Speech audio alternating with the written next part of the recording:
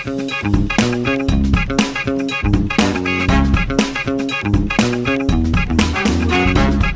guys, welcome to the Madhu Chaudhary podcast. आज के हमारे गेस्ट कोई रियल लाइफ हीरो नहीं बल्कि रियल लाइफ हीरो हैं। 2011 बैच के आईपीएस ऑफिसर रियाज इकबाल जी, जिन्होंने अपने ज़िले में केवल 2 साल में 80% क्राइम रेट कम कर दिए थे। उनसे मिलकर जानते हैं उनके और भी ऐसे हैरत अंगेज कारनामे। नमस्कार sir, welcome to my podcast. Sir, what is motivating you today?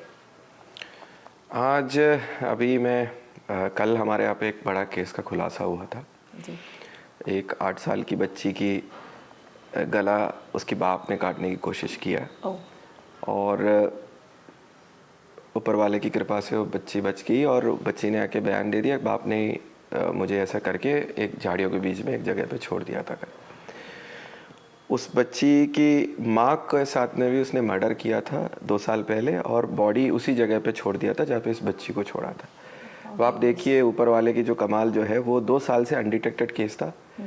2 साल पहले जब डेड बॉडी मिले, मैं नया डीसीपी आया था भोपाल में, उसी समय वो घटना हुई थी और वो बच्ची वो महिला की बॉडी हम लोग आइडेंटिफाई नहीं कर पाए थे क्योंकि किसी ने मिसिंग पर्सन कुछ किया नहीं। और ईसा का महिला थी, वो यहाँ पे उसको शादी करके ले आए थे। कोई मिसिंग पर्सन का रिपोर्ट नहीं था, कोई सुराग भी बॉडी से हमें नहीं मिला कि आइडेंटिफाई करने के लिए कौन सी महिला है। बट आप चमत्कार देखिए कि ऊपर वाले के जो कहते हैं ना कि एक हिंट छोड़ता है वो कि दूसरी बार 2 साल के बाद उसकी बच्ची के साथ में उसने वो घटना करने की कोशिश किया और कहीं ना कहीं वो पूरा उसका जो पुराना अपराध है वो जो सामने आ गया मतलब जो है। तो ये एक बड़ी मोटिवेटिंग चीज़ है कि हमने बहुत मेहनत किया था उस अपराध में जी। पर वो एक ही अपराध था जो मेरे डीसीपी अभी जब मैं बने यहाँ पे अनडिटेक्टेड था।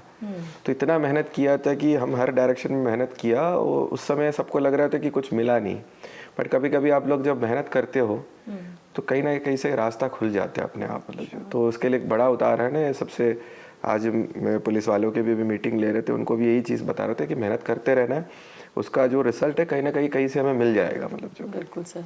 सर, आईपीएस से पहले और आईपीएस के बाद as a person how you have evolved, और सबसे बड़ा चेंज आपको अपने आप में क्या नज़र आया? जब स्कूल में पढ़ रहे थे या जब कॉलेज में पढ़ रहे थे, मैं हमेशा टेक्नोलॉजी के साथ बहुत जुड़ा हुआ व्यक्ति था कि मतलब मुझे कुछ टेक्निकल चीज़ें पढ़ना है, बहुत ट्रैवल करना है और बहुत पैसे कमाना है, ये मेरा सोच था। और मैं पढ़ाई किया, इंफॉर्मेशन टेक्नोलॉजी में मैंने बीटेक किए। उसके बाद में मैंने माइक्रोसॉफ्ट जैसे कंपनी में ज्वाइन किया, 5 साल तक वहाँ काम करते रहे। तो मेरा लाइफ बहुत सेटल था। I was earning a very good salary, जो अभी भी आज भी 13 साल के बाद भी मुझे नहीं मिल रहा है जो अभी। तो 5 years I worked, I was travelling around the world, सारी चीज़ें देखने को मिला, लाइफ एक दूसरे डायरेक्शन में चल रहे थे। फिर अचानक मैं इसमें आ गया, उसका भी कुछ कारण थे। एक तो मेरे पापा का ड्रीम था कि यूपीएससी लिखना, उनके टाइम में उनका ड्रीम था। वो उसको he was from a very poor background, तो उस समय वो परस्यू ठीक से नहीं कर पाए उस चीज़ को। तो वो कहीं ना कहीं बोलते रहते थे करना है, तो पापा के लिए भी मैंने एक बार ट्राई किया। और दूसरा मैंने शादी किया है, मेरे वाइफ जो है वो Divya Mohan, she is a Hindu, I am a Muslim. तो after the marriage also she is a Hindu, I am a Muslim. तो हम लोगों के कुछ इश्यूज थे, शादी में भी आ रहे थे, तो पापा नाराज़ हो रहे थे, तो पापा को मनाना भी था। तो इसलिए मैंने लिखा और पहली बार में, पहले अटेम्प्ट में मुझे मिल गया था। No doubt about it. तो उसके बाद फिर मैं पुलिस में आया। पब्लिक सर्विस का लाइफ एक अलग लाइफ है। यहाँ पे आपको पीपल रिकॉग्नाइज करते हैं, आपकी एफर्ट का आपको रिजल्ट्स दिख जाता है। प्राइवेट सेक्टर में आप जितना एफर्ट डालते हैं, बहुत सारे लोग भी डालते हैं, कहीं ना कहीं वो डिस्टिंग्विशर नहीं होता है मतलब वहाँ पे। मतलब आप यहाँ पे कुछ कर सकते हैं, every day you are doing something, किसी ना किसी व्यक्ति की लाइफ में कुछ इफेक्ट हो रहा है। मतलब जैसे मैंने बोला 8 साल की बच्ची की लाइफ में उसकी बड़े इवेंट है, उसके साथ इतना बड़ा घटना हो गया, तो साथ देने का, उसको न्याय दिलाने का। और समाज में जो ऐसे लोग हैं जो समाज के विरुद्ध में कार्रवाई करता है या कुछ पैनिक क्रिएट करता है, उन लोगों के विरुद्ध में कार्रवाई करने के लिए हमें मौका मिलता है। And every day is different. यहाँ बोरिंग नहीं होता है। Yes. आप सॉफ्टवेयर इंजीनियर हो, I was a consultant in Microsoft, भले आप ट्रैवल कर रहे हो अराउंड द वर्ल्ड, बट आप नौकरी सेम ही करते हैं। द चीज़ें, the things that you see, जो आपके सामने आता है वो वही चीज़ है, घूम फिर के वही चीज़ें आ जाता है। This job is not boring at all. इतना मैं कह सकता हूँ कि every day is different. So every it's day a new enlightenment you have got after this or something like that. As at a very micro level, I want to ask, as a person, Riaz Iqbal, how he has changed. सी, आपको वही नौकरी करना चाहिए जो आपको खुशी देता है, फर्स्ट थिंग। और second thing, money is not everything. Right, very true. Money is a necessity, आपको चाहिए वो, but it is not everything. मेरा पापा कहते थे, बिल्कुल वो सही बात है, कि आप दो घर में सो नहीं सकते हैं, आप दो गाड़ी में एक साथ सफ़र नहीं कर सकते, यू कांट ईट गोल्ड, आप सोना खा नहीं सकते। तो फिर पैसा उतना ही चाहिए, आपको एक घर चाहिए, आपको खाना, अच्छा खाना मिलना चाहिए, आपको अच्छे इलाज मिलना चाहिए, अपने बच्चों को अच्छे परवरिश देने का ये होना चाहिए, उतना ही पैसा चाहिए हर आदमी को। तो पैसा उस चीज़ की तरह है कि जितने आदमी के पास है ना, उससे वो जी सकता है।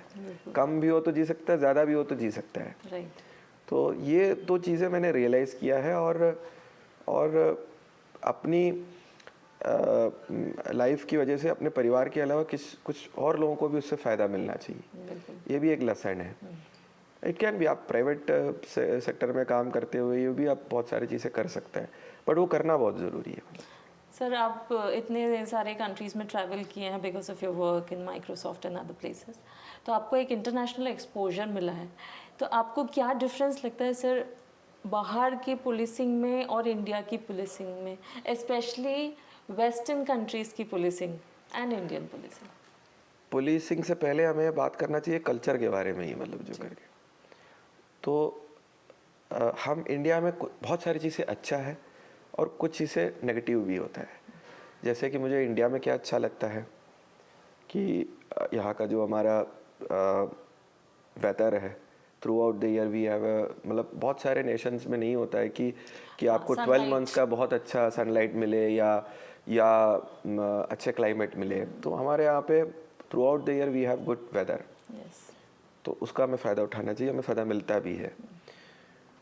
दूसरा, यहाँ पे हम फैमिली को ज़्यादा सम्मान देते हैं, बड़ों को ज़्यादा सम्मान देते हैं। We kind of respect certain things, value करते हैं हम बहुत सारी चीज़ों को, मतलब जो है। बट बाहर के देशों में मुझे क्या अच्छा लगा, अगर वो पूछेंगे तो वो प्राइवेसी को बहुत ध्यान देता है। मतलब यहाँ हम और आप बैठ के बात कर रहे हैं, तो कोई तीसरा आता है तो वो सोचता भी नहीं कि कोई आदमी की प्राइवेसी होता है, नहीं आता है, कोई भी आके कोई भी बात करेगा आपसे। वहाँ पे वो आदमी परमिशन लेता है, पूछता है दूसरे की प्राइवेसी और उसकी सिक्योरिटी, सब पे सिक्योरिटी पे बहुत ध्यान देते हैं। फॉर एग्जांपल, जब मैं माइक्रोसॉफ्ट में काम करता था, अगर हमें कॉल आता है और हम ड्राइव कर रहे हो और भले हम हैंड्स फ्री में वो कॉल उठा रहे हैं, बात कर रहे हैं, एंड इफ़ यू से दैट कि मैं ड्राइव कर रहा हूँ, तो दूसरा आदमी तुरंत सॉरी बोलेगा, कट करेगा, चाहे आपका बॉस हो, कोई भी हो। इंडिया में क्या होता है, फ़ोन करेगा आपका बॉस है तो पहले साइड में करो, बात करो मेरे से, मतलब जो। तो सिक्योरिटी, प्राइवेसी, बहुत चीज़ों को वो लोग ध्यान देते हैं, मतलब जो है। तो there are good and bad everywhere, मतलब जो है। तो पुलिसिंग में भी आप देखोगे, इतना मेहनत करने वाला कोई पुलिस फोर्स दुनिया में नहीं होगा जो इंडिया की जो पुलिस फोर्स है। बिकॉज सही बात है। बिकॉज बाहर आप देखोगे ना, उनके टाइम ड्यूरेशन अगर सबसे बड़ी घटना भी हो गया, रोड पे 4 लोगों का डेथ हो गया, अगर उनका शिफ्ट टाइम खत्म हो गया तो दे हैव 10 मिनट या 15 मिनट ओवरलैप पीरियड होता है, दोनों आते हैं, चार्ज हैंड ओवर करते हैं, नोट्स जो बने हैं उसको हैंड ओवर करते हैं और चले जाते हैं।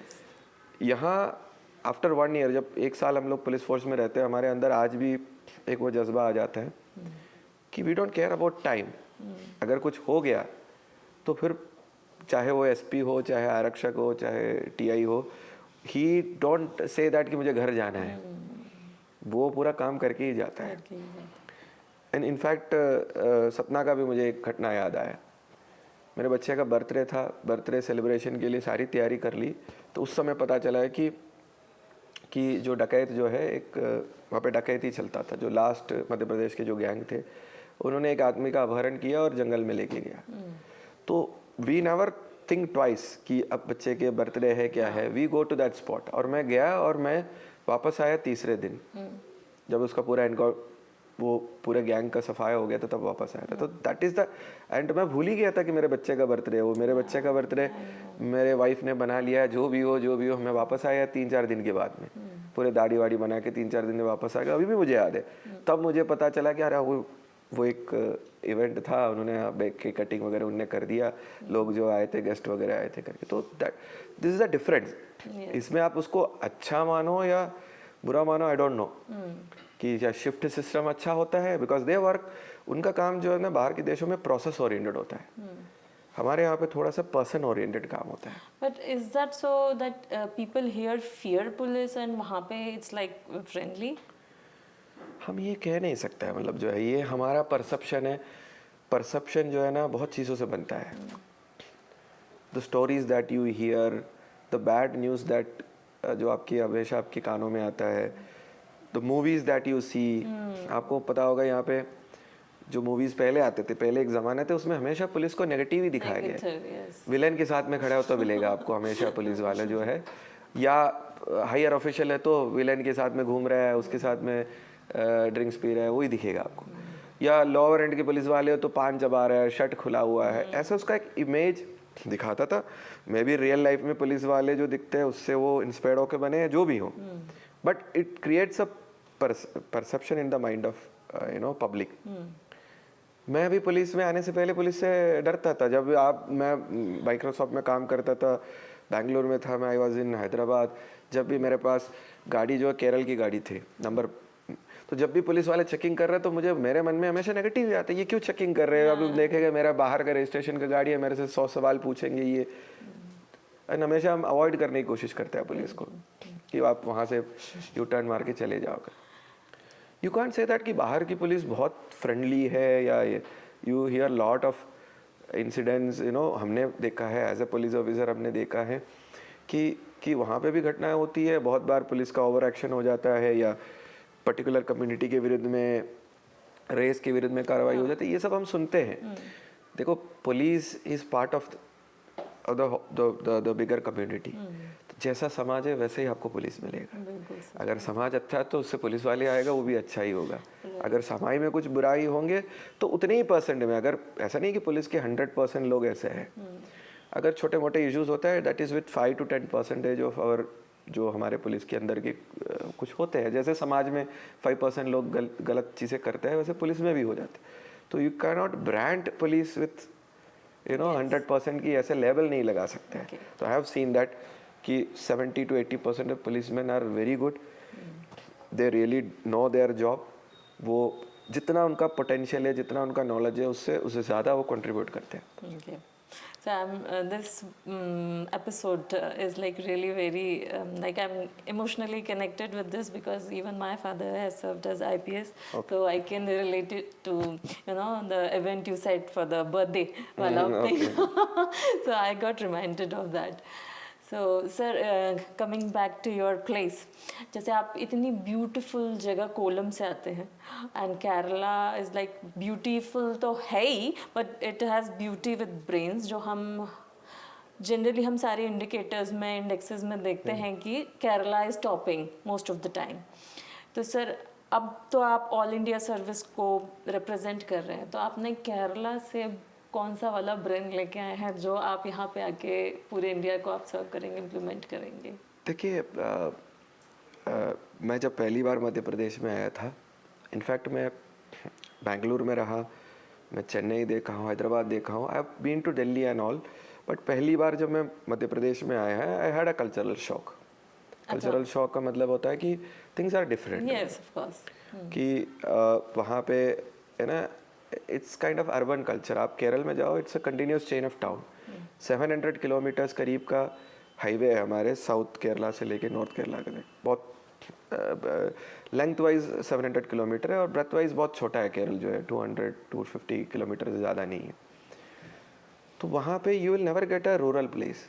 Almost it's everything is urban. We have high ranges जहाँ पे सह्याद्री माउंटेन्स है, कोस्टल एरिया है, और बीच में जो है आपको पूरा अर्बनाइज्ड जगह ही मिलेगा.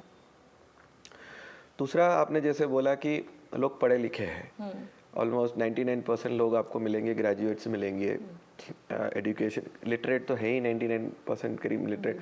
ग्रेजुएशन भी मतलब 90% के ऊपर आपको मिलेगा. लोग ग्रेजुएट है, मतलब डिग्री होल्डर्स है, मतलब तो फ़र्क तो है. मतलब पढ़ा लिखा होने का जो फ़ायदा जो होता है कि एक तो आप वहाँ के किसी से भी इंटरेक्ट करोगे, बात करोगे, तो आपको उतना ही वो रिस्पॉन्स मिलेगा. वो जो आप बात कह रहे हो समझ में उनको जल्दी आ जाता है, चीज़ें कनेक्ट करते हैं. Very true. बट अभी आफ्टर 13 ईयर्स मध्य प्रदेश में भी अभी जैसे क्या है कि सोशल मीडिया का इतना बड़ा पेनिट्रेशन हुआ है.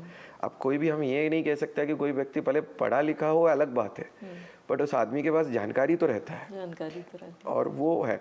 तो जब मैं पहली बार आया तो I found most of the districts, यहाँ पे डिस्ट्रिक्ट्स के हेडक्वार्टर में भी, जैसे मैं पन्ना के एसपी था, वेरी स्मॉल टाउन. इतना छोटा टाउन तो केरल में होगा ही नहीं होगा, मतलब जो है.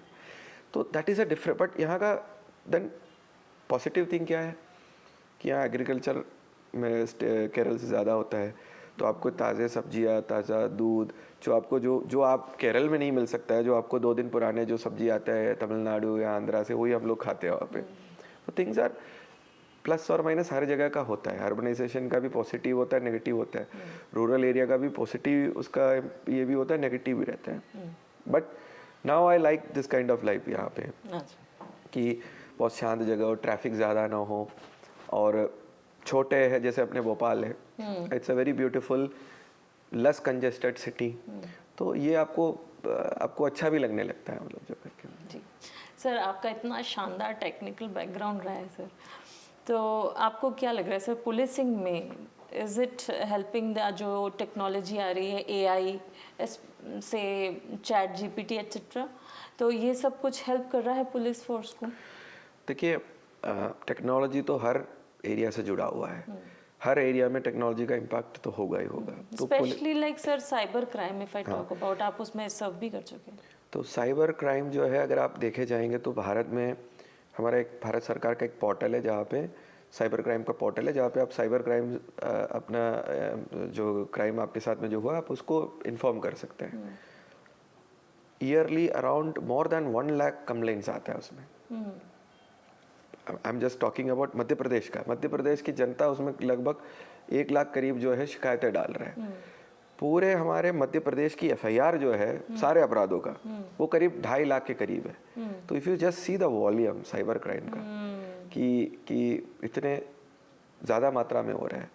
अब किसी के साथ छोटे छोटे इंसिडेंट्स होता है तो ज़्यादा परस्यू नहीं करता है, या एफआईआर में उसको तब्दील नहीं किया जाता है. ये तो साइबर क्राइम की बात होगी. बाकी क्राइम अगर मान लो प्रॉपर्टी ऑफेंस हो, या बॉडी ऑफेंस हो, मर्डर हो, लूट हो, नकबजनिया हो, उसमें भी साइबर जो विंग का जो कंट्रीब्यूशन है उसको डिटेक्ट करने में वो बहुत ज़्यादा है.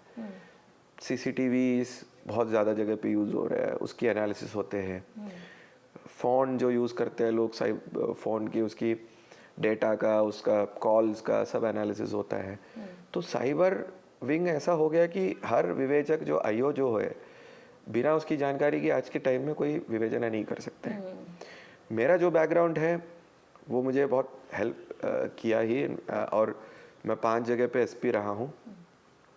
लगभग सारे ही 99.99% हीनियस क्राइम्स हम लोग सॉल्व करते हैं, और उसमें 90% जो है आज के टाइम में साइबर विंग का ही कंट्रीब्यूशन है. मात्र ह्यूमन इंटेलिजेंस और बाकी चीज़ें जो है 10% ही रहा है अभी क्राइम डिटेक्शन में. तो sir the lower staff is that well trained in this? नहीं, सबसे बड़ा जो हम चैलेंज जो फेस कर रहे हैं वो वही है. ये पूरे इंडिया में ये प्रॉब्लम है, खास करके मध्य प्रदेश पुलिस में भी ये प्रॉब्लम है कि ऑफिस जैसे मेरे जैसे ऑफिसर है, तो जो आईटी का बैकग्राउंड है, तो we understand that things more. Even an IPS officer who is coming from some other background, उसके लिए उतना ईजी नहीं होगा. Same with the constabulary also. We have some very good constables and head constables who understands the technology and all, but अभी भी 80% of our force is not well with that. तो इसलिए problem ये आ रहा है कि हमें 20% से ये 100% काम कराना पड़ता है. तो मैन पावर का जो रिसोर्स का शॉर्टेज है, टेक्निकल रिसोर्सेज का, बट हम लोग इसमें काम कर रहे हैं. अभी जितने हमारे साइबर के विंग्स हैं, हमारे टूल्स हैं, हमारे ट्रेनिंग्स जो हो रहे हैं, तो धीरे धीरे से अभी हमारे जो इन्वेस्टिगेशन ऑफिसर्स भी, जो पुराने लोग भी उस चीज़ को समझने लगे हैं। मतलब जो है it has become a routine over the last 5-6 years. ये सारी चीज़ें बिना इन्वेस्टिगेशन होता ही नहीं है मतलब जो, बट हाँ हमें इसमें बहुत आगे जाना है मतलब जो। सर अमूमन ऐसा माना जाता है कि क्रिमिनल्स के पास एडवांस्ड और हाई टेक्नोलॉजी के आर्म्स एंड एमिनेशंस होते हैं और पुलिस के पास नहीं होते हैं, तो ऐसा है क्या सर? देखिए ऐसा नहीं है। Policing like any other field, जितना आपका नेसेसिटी और रिक्वायरमेंट है उतना ही वो इवॉल्व होता है। लाइक सर फॉर मैंने एग्जाम्पल, गनमैन्स भी देखे हैं sir, they are holding that such a heavy gun कि जब तक वो उसको उठा के और खटखुट करेंगे तब तक वो अगला तो दर दर करके काम ही चला नहीं ऐसा जाता नहीं है, है। ऐसा नहीं है। देखो आपको बहुत सारे जहाँ पे जैसे जहाँ पे सिक्योरिटी की वैसा नीड है, जैसे प्रधानमंत्री जी की सुरक्षा और सीएम की, we have those kind of weapon. वो जहाँ पे we have to be cost effective also, resources कम है हमारे पास, तो जहाँ जितना सिक्योरिटी के लेवल है उतना हम टूल्स यूज़ करते हैं।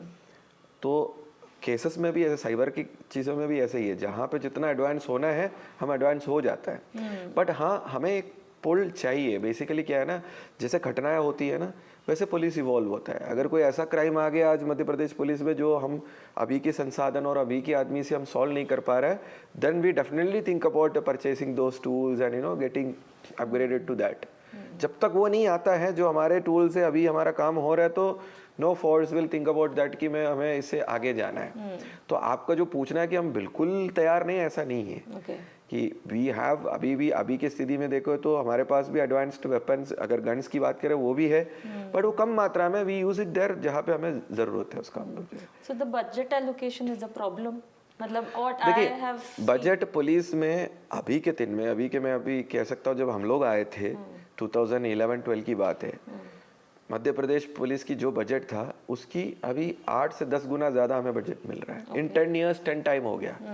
तो उस हिसाब से देखेंगे तो बहुत हमें बजट मिल रहा है। बट आज की ज़माने में वो पर्याप्त है पूछेंगे तो वो हम बोलेंगे कि हम we are not able to many a times जो हम लोग एस्पायर करते हैं वो हमें मिलता नहीं है। रेशियो जो पहुंचता है पुलिस के लिए बजटिंग में, I think that is far लो।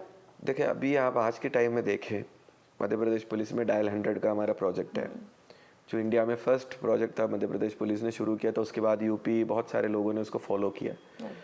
आज के टाइम में शहर में कोई भी जगह पे 2 मिनट 3 मिनट के अंदर हमारे गाड़ी पहुंच जाता है, और रूरल एरिया में with in half an hour, which is also I think a very good time. Half an hour में कोई देहात की गाँव में भी अगर पुलिस पहुँच रहा है तो एक, जब ये लाया था 2015 में, it was a 600 crore project. तो उस समय सरकार ने और विभाग ने ये सोचा ये ज़रूरी है, कर दिया।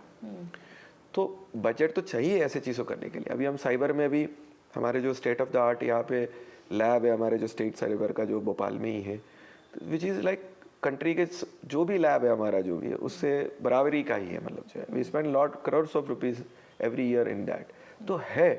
बट इतना वास्ट हमारा कंट्री है, हमारा स्टेट है, उस टेक्नोलॉजी और उस रिसोर्स का हर कोने में उसको पहुंचाने में वी नीड मोर मनी, वो भी है। But I can't complain because कि हमने देखा है कि what jump we have taken in last 10 years. So, have you ever faced that political pressure while working? देखिए ये जो सवाल है, ये पॉलिटिकल प्रेशर हो या पीयर प्रेशर हो, आपकी बॉस की प्रेशर हो, सिचुएशन का प्रेशर हो, पुलिस में बहुत सारी चीज़ें आती है। सिचुएशनल प्रेशर, हम कोई पुलिस वाले ये नहीं कह सकते कि मैं सिचुएशनल प्रेशर में था इसलिए मैंने गलत आदमी को गिरफ्तार कर दिया। सब लोग प्रेशर डाल रहे थे मुझे कोई मुलजिम पकड़ना, तो मैंने इसलिए इसको पकड़ लिया। प्रेशर मेरा मानना है कि ऑफिसर और आदमी के हिसाब से है। ये जो पूरा सिस्टम है, चाहे पब्लिक हो, पॉलिटिकल लोग हो, जो भी हो, जो आपका जो आप इन्फ्लुएंसर ग्रुप जो बोलते हैं, जो भी है, वो आपके ऊपर प्रेशर डालने की कोशिश करेगा। जब आप नए आएंगे तो आपके ऊपर, आप एक जगह, जैसे मैं नया जगह पे ज्वाइन करता हूँ, पीपल डोंट नो मी, चाहे वो पॉलिटिकल काउंटर पार्ट्स हो या दूसरे सर्विस के काउंटर पार्ट हो या अपने खुद का भी बॉस हो, तो sometimes they will ask you things. But आपकी पर्सनालिटी के ऊपर है कि आप जहाँ नो बोलना है नो बोलो, आपको जहाँ टैक्टिकली हैंडल करना उसको टैक्टिकली हैंडल करो, जहाँ आपको खड़े होके आपको लग रहा है कि ये काम जो वो कह रहे हैं करना ही चाहिए कि ताकि समाज में भी उसका अच्छा असर जाए, तो आपको फ्रंट फुट पे खड़े होके 2 गुना असर के साथ करके देना पड़ता है वो। That is up to you.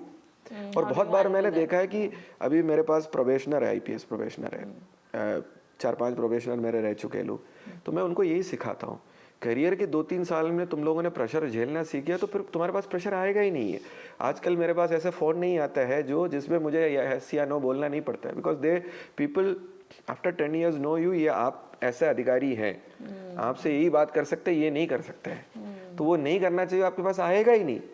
तो जो आप कह रहे हैं फिर भी इन बिटवीन सम सिचुएशंस में आ जाएगा, तो आप उसको आपके तरीके से हैंडल करेंगे। मैंने आज तक ऐसी नौकरी की है जहाँ पे नो बोलना है नो बोला है मैंने, और जहाँ पे आपको संवेदनशीलता के साथ काम करना है वैसे किया है, जहाँ पे आपको एक कदम आगे बढ़कर और ज़ोर से करना किया है। हमेशा मैंने अपने हार्ट का सुना है।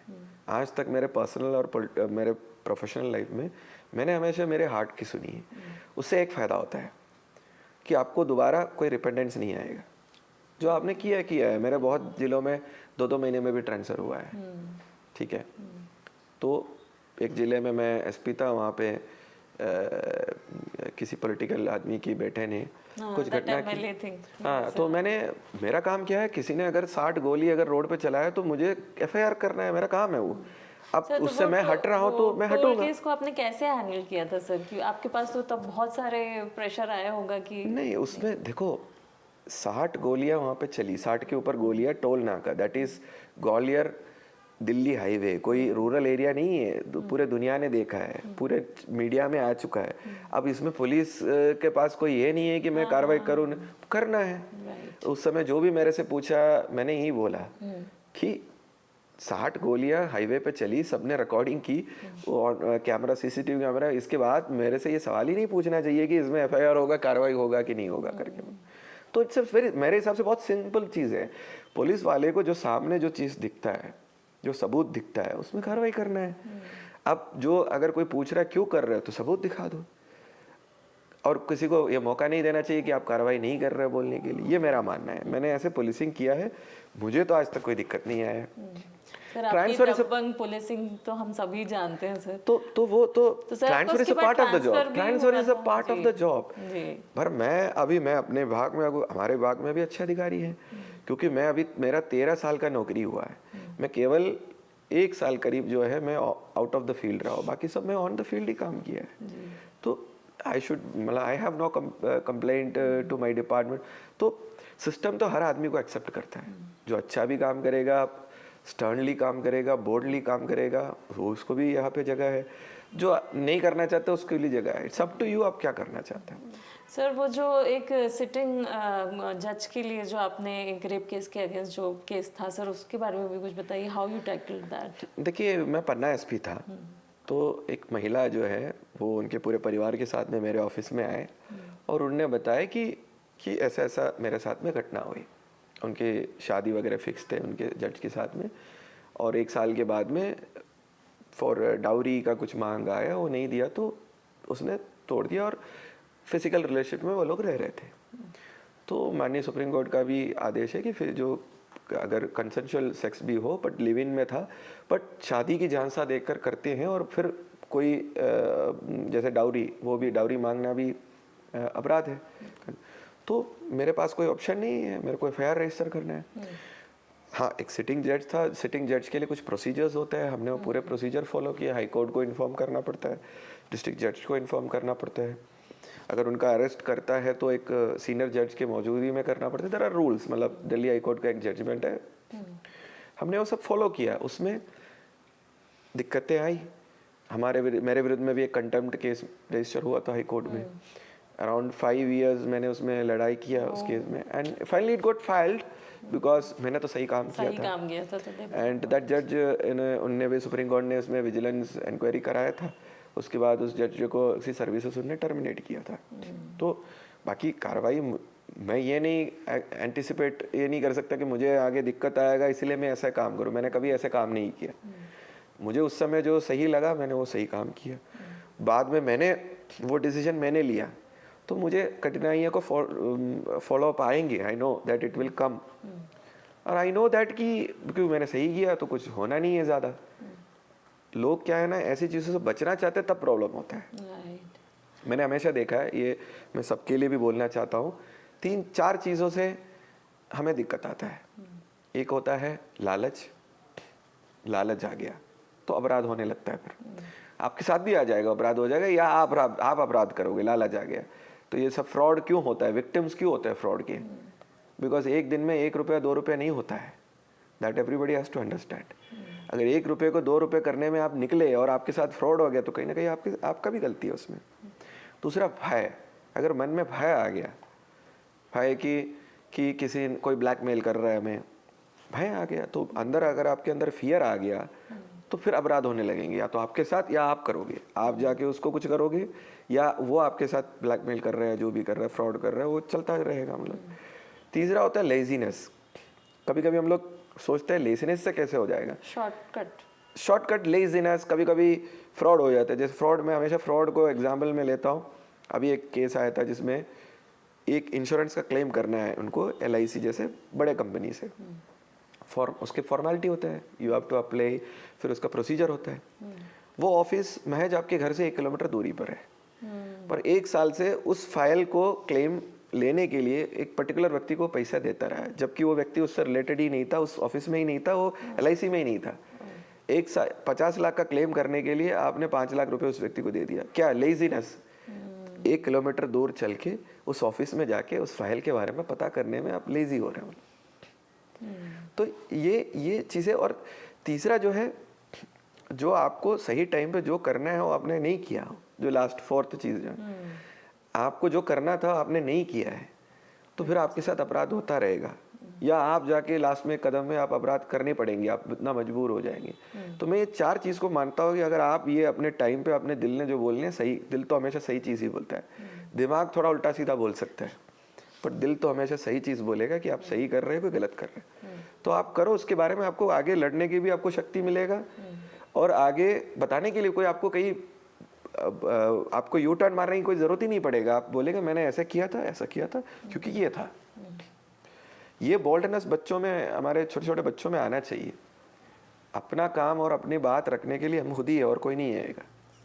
ये अगर अपने, खास करके अपने लड़कियां, अपने जो नए उम्र के लड़के ये समझ में आ गए ना उनको, और जो 3 चीज़ें मैंने बताया, फियर, लालच और लेजीनेस, ये हर आदमी में होता है। मैं भी थोड़ा लेजी आदमी हूँ, बट उसको उस लेवल के ऊपर पार करने नहीं देना है आपको, कि अपने खड़े होके कभी आपको सॉरी बोलने में शर्म नहीं आना चाहिए, थैंक यू बोलने में शर्म नहीं आना चाहिए, और अपनी बात रखने के लिए भाई मुझे भी चाहिए, मैं यहाँ पे खड़ा हूँ, ये बोलने में हिचकना नहीं चाहिए।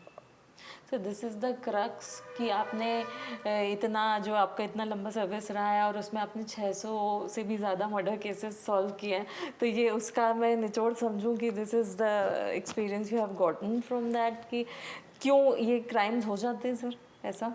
देखिए वो तो बिल्कुल, आप जब इन्वॉल्व होके इन्वेस्टिगेशन ना, मतलब मेरा पुलिस में सबसे फेवरेट चीज़ है इन्वेस्टिगेशन, क्योंकि अगर कहीं पे बैठा हूँ, क्राइम नहीं हो रहा है, तो बोर होने लगता है। We don't want crime, but as a police officer हमारे लिए जब चैलेंज आते हैं, right. तो वो हमारे लिए ये, और हम सॉल्व जब करते हैं ना, उसमें आपको इतना, आप उसको, जैसे आप कोई मैच खेल रहे हो, जीत रहे हो, आपको ऐसा फीलिंग होता है, सेंसेशन होता है। तो सर, जो आपने ये 600 मर्डर केसेस जो सॉल्व किए हैं सर, तो आप उनका इन्वेस्टिगेशन कैसे शुरू करते हैं? क्या आपको मतलब जो क्या बोलते हैं उसको, क्राइम सीन देख के अंदाज़ा बैठ जाता है या नहीं? आपको देखो, क्राइम सीन जो है ना, वो हर हीनियस ऑफेंस में वरिष्ठ अधिकारियों को भी क्राइम सीन में जाना चाहिए, जाते हैं। अपने प्रोबेशनर को भी हम लोग यही सिखाते हैं कि जाते हैं। अभी मुझे याद है, कल एक सतना में एक केस में 3 लोगों को आजीवन कारावास मिला। उस केस में पहले वाइफ ने रिपोर्ट किया कि हस्बैंड जो है फ़ोन कर रहा था, 3री मंजिल से ऊपर से नीचे गिर गया, मतलब एक्सीडेंट हुआ। 108 आए, सतना शहर के अंदर ही था, और उनको लेके गया, और पुलिस भी गया, क्योंकि एक्सीडेंट हुआ। वो आदमी सुबह सुबह मर गया, हेड इंजरी था, मर गया। तो मैंने इंस्पेक्टर से भी पूछा, जो थोड़ा सा मुझे कि ऊपर से नीचे गिर गया, एक्सीडेंट है बता रहा है, थोड़ा सा और कुछ चीज़ें हम लोग व्हाट्सएप में बुलाते ही है, क्योंकि अगर कोई एक्सीडेंट है तो यूजुअली एसपी स्पॉट पे जाता नहीं है, घर से कोई गिर गया, एक्सीडेंट है, बट उसमें कुछ फोटोग्राफ्स आए तो मौके से जो जब्त किया, फ़ोन जब्त किया था उसका, तो तीसरे चौथे मंजिल से ऊपर से गिरा है मतलब, तो फ़ोन में मैंने देखा कोई स्क्रैच भी नहीं है। तो देन आई वेंट देयर, मैंने एफएसएल की टीम, मेरे एएसपी थे, आईपीएस प्रोबेशनर थे, एडिशनल एसपी थे, सबके साथ में फॉरेंसिक टीम के साथ में गया। You know it turn out to be a murder. ठीक है, 3 लोग हमने उसमें गिरफ्तार किया, उसमें बहुत सारे सबूत मिले हमें कि हम गया तो पहली बार सतना में हमने डमी टेस्ट कराया है कि उसी वेट के एक आदमी को ऊपर से नीचे गिरा के देख लिया कि कितना दूर तक एक्सीडेंटली वो गिरता है तो कितना दूर तक गिरे, धक्का देता है तो कितना दूर तक वो गिरेगा। तो ये चीज़ें ना, आप जब भी कोई क्राइम आता है, ऐसे सुपरवाइजरी ऑफिसर, हम तो सुपरवाइजरी ऑफिसर हैं, तो फील्ड ऑफिसर्स पहले पहुंचते हैं, वो वहाँ पे घटनास्थल पे जो भी चीज़ें मिलता है and they come into conclusion. बहुत 80% ऑफ द केसेस जो हमारे पास आते हैं वो क्लियर कट ही होता है, किसी ने देखा होगा, किसने किया, किसके साथ किया, क्या किया, ये क्लियर हो जाता है। बाकी 20-25% हमारे थोड़ा ब्लाइंड या उलझे हुए केसेस आता है, प्योर ब्लाइंड 5% केसेस आता है, प्योर ब्लाइंड, किसी ने नहीं देखा क्या हुआ, जो बहुत टफ होता है। अगर आप पूछोगे तो सबसे टफ पुलिस में क्या है, किडनैपिंग सबसे ज़्यादा टफ होता है हमारे लिए। ब्लाइंड मर्डर में कोई व्यक्ति मर गया, हमें पता करना है किसने किया है and we can take our own time. Kidnapping किसी के साथ में हो जाता है, जो मेरे टाइम में 7-8 किडनैपिंग केसेस हुआ है, that we are like we will be on our toes, we don't know कि उस बच्चे के साथ में या उस महिला के साथ में क्या घटना होंगी। तो पुलिस को फिर अपने पूरे रिसोर्सेस, एनर्जी, नॉलेज सब यूज़ करके वर्क करना पड़ता है। तो ऐसे केसेस में बाकी घटनास्थल से बहुत सारी चीज़ें मिलता है। आजकल टेक्नोलॉजिकल इतने सारी चीज़ें, सीसीटीवीज हो गया, साइबर फुटप्रिंट्स मिलते हैं, फिजिकल हमारे डॉग स्क्वाड्स होते हैं, फिंगरप्रिंट स्क्वाड होते हैं, तो we get lot of things. But then आपने जो एक सवाल पूछा, human psychology is also a thing, कि हम लोग इतने केसेस देखे ना कि अभी तो हम लोग इस स्टेज पे आ गया कि मेरी अगर बात कोई पूछेंगे तो after 13 years I can say that कि केस की जो हालत देके, बॉडी की हालत देके, सीन ऑफ क्राइम देके, lot of things come to uh, मतलब 600 केसेस हमारे दिमाग में आएंगे तो we get lot of you know pre assumptions आ जाते हैं हमारे पास, ये हो सकते हैं, ये देखो, ये देखो, ये भी देखो, ये भी देखो। और बहुत बार आपको मैं कह रहा हूँ 90% वो 15-14 रास्ते में हम ट्रैवल करते तो हमें मिल जाता है। और जो आपने पूछा, मेरा 3 ही केस अनडिटेक्टेड थे, जो ये 1-2 साल से अनडिटेक्टेड, तो वो डिटेक्ट हो गया, तो अब 2 हो गया मेरा अनडिटेक्टेड केस जो है। तो मैं ये कह रहा हूँ 2 केसेस वो भी हमने बहुत मेहनत किया, नहीं मिला। बट पुलिस में एक चीज़ मैंने देखा है, आप जितना मेहनत करोगे, even if you are going in a wrong direction investigation, कहीं ना कहीं उस रास्ते में हमें और राइट डायरेक्शन का एक रूट मिल जाता है। ये हमेशा मेरा अनुभव है कि मिल जाता है।